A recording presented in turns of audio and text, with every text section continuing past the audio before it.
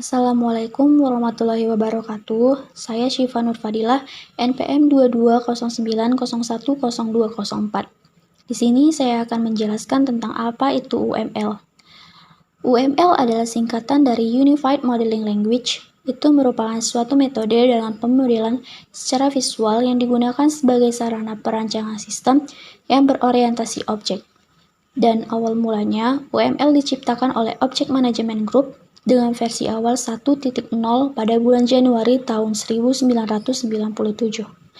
UML juga dapat didefinisikan sebagai suatu bahasa standar visualisasi perancangan dan pendokumentasian sistem, atau dikenal juga sebagai bahasa standar penulisan sebuah software.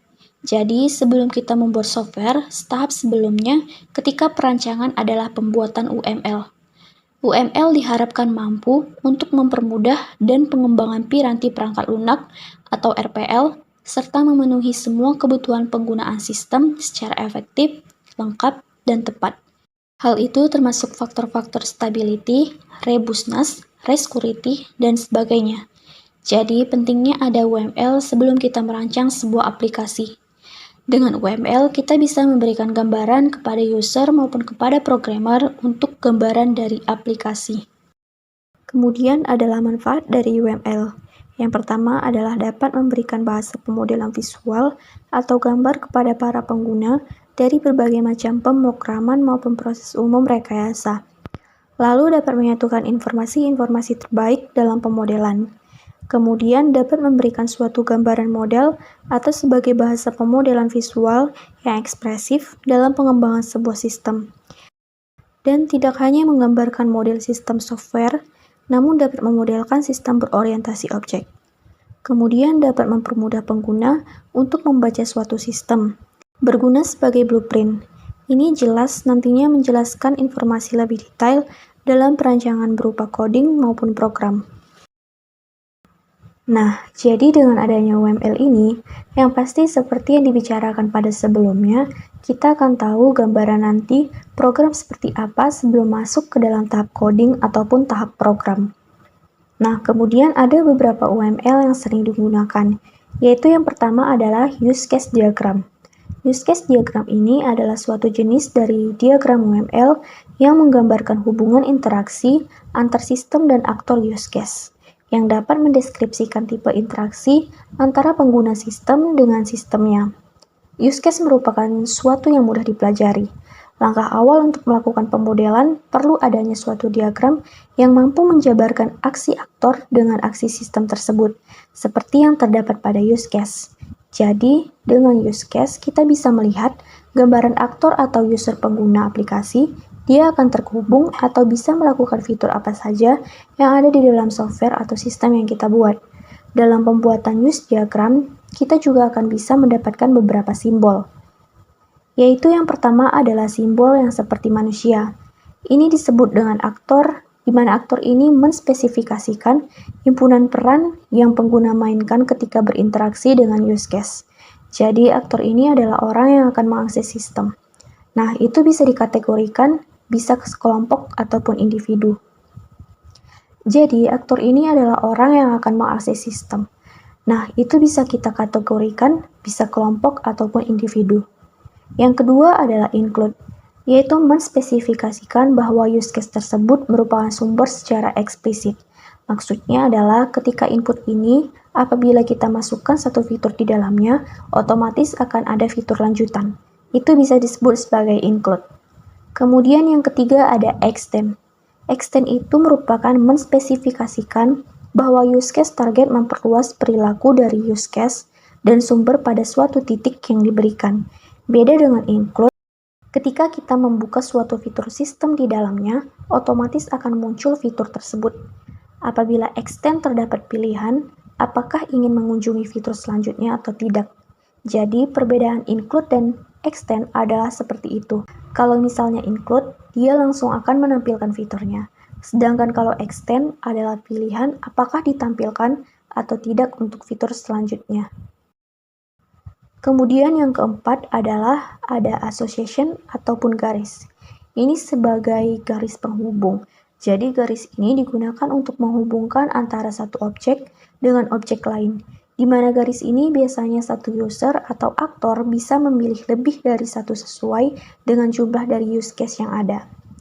Selanjutnya yang kelima adalah sistem. Sistem ini berbentuk persegi atau persegi panjang.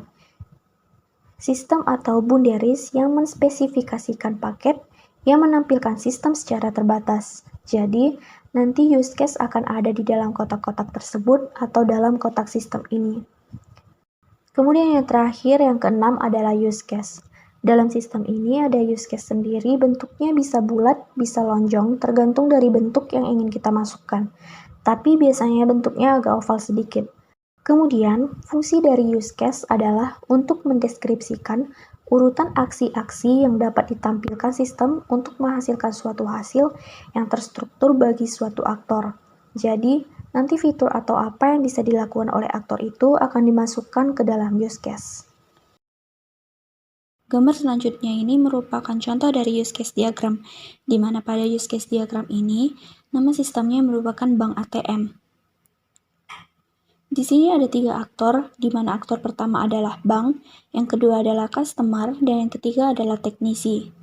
Kemudian untuk use case-nya adalah berbentuk oval. Ini seperti check balance, deposit funds, withdraw cash, transfer funds, maintenance, dan repair. Jadi, apabila user ataupun aktor bisa mengakses dari use case-nya, maka langsung saja kita berikan arah ke garis use case-nya tersebut. Dan pastikan use case berada di dalam kotak boundaries ataupun kotak sistem ini. Biasanya untuk nama sistem berada di atas seperti contoh. Di sini sistemnya adalah bank ATM. Jadi customer ini diarahkan dan customer tersebut bisa melakukan check balance, kemudian deposit funds, kemudian withdraw cash, dan bisa melakukan transfer. Lalu bank dapat melakukan check balance, deposit funds, withdraw cash, transfer funds, maintenance, dan repair. Sedangkan teknisi hanya bisa melakukan maintenance dan melakukan repair. Jadi teknisi tidak bisa melakukan check balance. Apabila dia ingin melakukan check balance, dia harus memasukkan ke customer. Jadi bukan sebagai teknisi. Kira-kira seperti itulah untuk gambaran contoh pembuatan use case pada bank ATM. Yang kedua ada activity diagram, di mana activity diagram itu merupakan salah satu dari UML yang diartikan sebagai diagram aktivitas. Jadi, ini merupakan sebuah diagram yang dapat memodelkan berbagai proses yang terjadi pada sistem seperti layaknya runtutan proses berjalannya suatu sistem yang digambarkan secara vertikal. Activity diagram adalah salah satu contoh dari UML pengembangan dari use case. Biasanya, use case pada contoh sebelumnya menampilkan user bisa melakukan apa saja. Activity diagram biasanya lebih detail dari use case-nya. Jadi, gambaran activity diagram itu seperti flowchart, tapi ini versi object-oriented-nya. Kemudian, ini adalah simbol dari activity diagram. Yang pertama ada lingkaran. Ini namanya status awal, atau start-nya, ataupun mulainya. Di mana satu awal ini merupakan status awal aktivitas sistem, sebuah diagram aktivitas yang memiliki sebuah status awal. Intinya, di status awal ini awalnya ketika membuat activity. Yang kedua adalah aktivitas, yang berbentuk persegi tapi ujungnya agak lonjong yang membulat. Ini adalah aktivitas yang dilakukan sistem yang biasanya dimasukkan menggunakan kata kerja. Kemudian yang ketiga adalah percabangan atau decision, atau logiknya, yang merupakan adalah asosiasi percabangan di mana jika ada pilihan aktivitas lebih dari satu, jadi kita bisa if, yes, or no. Selanjutnya ada penggabungan atau join. Penggabungan ataupun join ini, apabila ada lebih dari satu aktivitas kita gabungkan, jadi nantinya akan ada simbol garis, agak besar ataupun persegi dan dengan isinya. Dengan penggabungan join, misalnya ada 3 aktivitas, itu bisa dimasukkan jadi satu untuk aktivitas lanjutan di bawahnya. Selanjutnya adalah status akhir. Status akhir yang dilakukan oleh sistem biasanya adalah lingkaran 2 kali ataupun lingkaran dengan titik tengahnya hitam. Selanjutnya adalah swim lane. Ini adalah memisahkan organisasi bisnis yang bertanggung jawab terhadap aktivitas yang terjadi. Jadi, biasanya siapa yang melakukan aktivitas ini ada di atas nama streamline. Dalam penggabungan, ada yang namanya fork dan join. Dengan menambahkan bagian yang atas untuk join, kita bisa melihat perbedaan. Kalau forks, dia satu aktivitas yang dipecah menjadi lebih dari satu. Contoh yang di sini adalah 2. Kemudian, kalau join adalah dengan menggabungkan lebih dari satu aktivitas menjadi satu aktivitas. Contoh gambarannya yang ada di sini adalah ada 2 aktivitas. Jadi satu Fox ini misalnya ada satu aktivitas jadi 2. Adalah contoh simple untuk activity diagram. Nah, biasanya untuk startnya kita bisa menggunakan lingkaran ataupun lingkaran yang berisi warna hitam. Itu tergantung dari jenis software yang bisa kita gunakan untuk membuat activity diagram atau kesukaan kita untuk membuat activity diagram tersebut. Ini merupakan contoh gambaran pada activity diagram pada sistem pengiriman paket CV. Nah, di sini pada tahap pertama, di dalam sistem ada pelanggan dan penerima. Di bagian pelanggan, di sini aktivitasnya adalah membuka website. Untuk sistem pengiriman paket, jadi ini yang pertama. Kemudian sistem akan menampilkan halaman website sesuai dengan yang dituju. Di sini ada menu pelanggan menerima atau memilih menu tracking paket. Selanjutnya, setelah memilih menu packing paket, sistem otomatis akan menampilkan halaman tracking paket, lalu user akan memasukkan nomor resi dari paket, kemudian setelah memasukkan nomor resi paket, sistem akan melakukan checking data tracking. Nah, ketika melakukan checking data tracking paket, di sini ada pilihan, apakah data sesuai ataupun nomor resi yang dimasukkan sesuai. Jika tidak, maka sistem akan menampilkan kembali halaman tracking paket. Apabila data yang dicari sesuai, maka sistem akan menampilkan data paket dan rute tracking yang diberikan. Yang ketiga ada class diagram. Class diagram disebut sebagai jenis diagram struktur karena menggambarkan apa yang harus ada dalam sistem yang dimodalkan dengan berbagai komponen. Berbagai komponen tersebut dapat mewakili kelas yang akan diprogram, objek utama, atau interaksi antar kelas dan objek. Kelas merupakan istilah yang mendeskripsikan sekelompok objek yang semuanya memiliki peran serupa dalam sistem. Sekelompok objek ini terdiri atas fitur struktural yang mendefinisikan apa yang diketahui kelas dan fitur operasional yang mendefinisikan apa yang bisa dilakukan oleh kelas tersebut. Sesuai dengan yang kita bahas tentang WML, jadi kita melakukan pemodelan berdasarkan Object-Oriented Programming, di mana semuanya berbasis objek. Jadi kalau misalnya sudah membahas tentang OP, pasti kita tidak akan jauh dengan objek property dan method.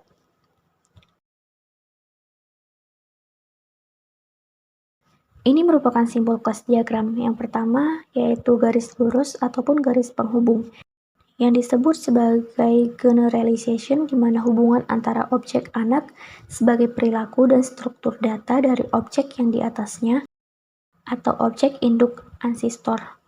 Yang kedua adalah ketupat ataupun Neri association, yaitu upaya untuk menghindari asosiasi dengan lebih dari 2 objek. Lalu ada kotak dengan garis atas dan garis bawah, yang namanya adalah kelas. Yang kotak atas ini untuk nama kelasnya, yang di bawah untuk properti dan metodenya. Satu kotak ini semua namanya kelas, itu adalah himpunan dari objek-objek yang berbagi atribut serta operasi yang sama. Selanjutnya ada lingkaran dengan titik-titik, itu disebut dengan collaboration. Ini merupakan deskripsi dari urutan aksi-aksi yang ditampilkan sistem yang menghasilkan suatu hasil terstruktur bagi suatu aktor. Selanjutnya ada garis titik-titik.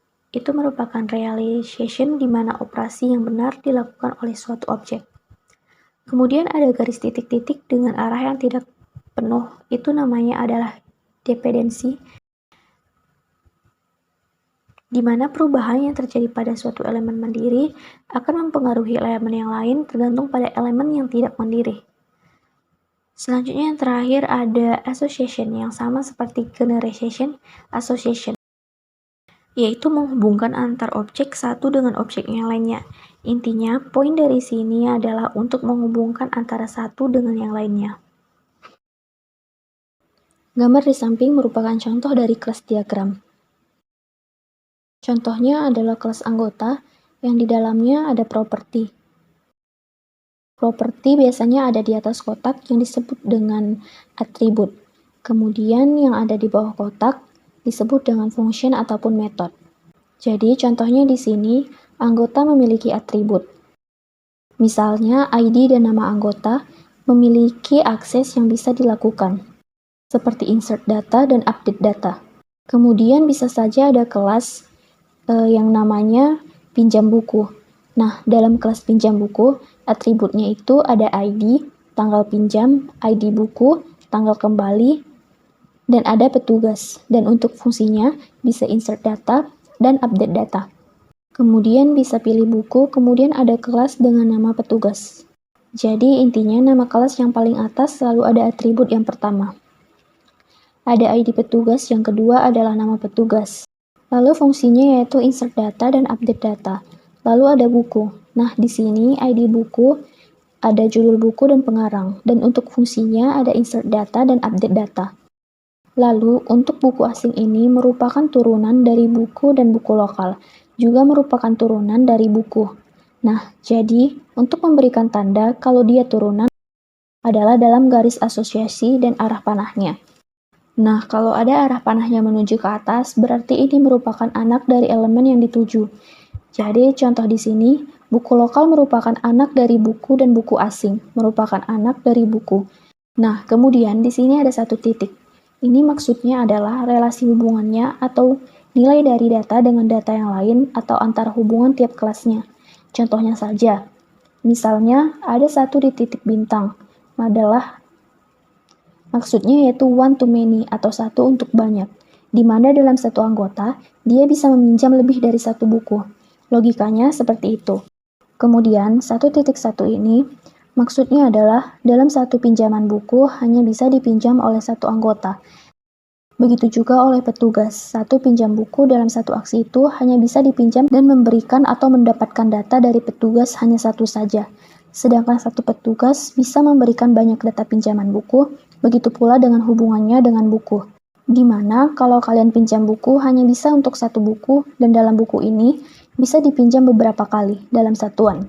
Ketika memasukkan data, kira-kira seperti itu untuk beberapa UML yang sering digunakan. Kemudian software yang dapat digunakan adalah yang pertama kita bisa menggunakan Draw.io. Ini adalah software online yang bisa kita gunakan untuk melakukan perancangan UML baik itu activity class, diagram maupun use case. Kemudian ada juga yang namanya Microsoft Visio yang bisa kita install di komputer kita. Nah, di sini sama juga fungsinya, bisa untuk membuat diagram UML, dan masih banyak aplikasi lainnya yang bisa kita gunakan. Jadi, untuk lebih lanjutnya, bisa di-browsing untuk informasi software yang bisa digunakan. Baiklah, cukup sekian penjelasan saya tentang UML. Assalamualaikum warahmatullahi wabarakatuh.